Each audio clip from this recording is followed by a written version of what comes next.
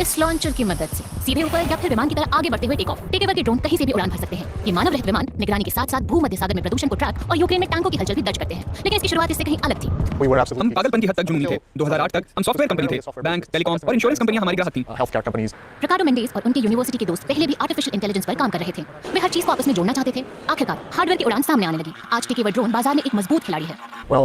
हमारा नजरिया यही था कि अगर हम एक सॉफ्टवेयर और एआई कम्युनिकेशन कंपनी हैं, तो इस बाजार में खेलना, जीतना और कुछ बिल्कुल नया बनाना हमारा अधिकार है। पहली नजर में ये ड्रोन छोटे विमान जैसे लगते हैं। इसमें कोई क्रांतिकारी बात नहीं है। असली राज छुपा है उन पुर्जों और उस सॉफ्टवेयर में जिनका वीडियो शूट करने की अनुमति नहीं है।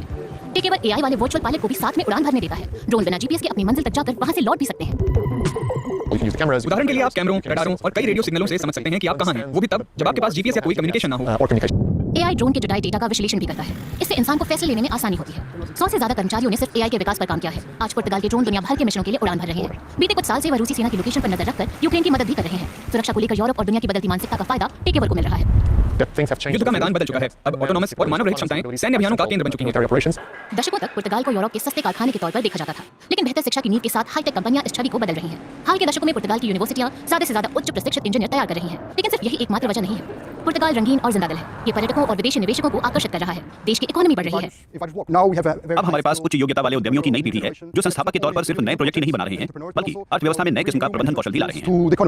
आज टेकओवर पोर्टो और लिस्बन जैसे महानगरों से दूर भी बढ़िया नौकरी मुहैया करा रही है। 2025 में कंपनी ने कई ड्रोनों वाले 200 से ज्यादा पूरी तरह विकसित सिस्टम डिलीवर किए। हालांकि सीईओ को नहीं पता कि क्या वे 10 साल बाद भी ड्रोन बना रहे होंगे।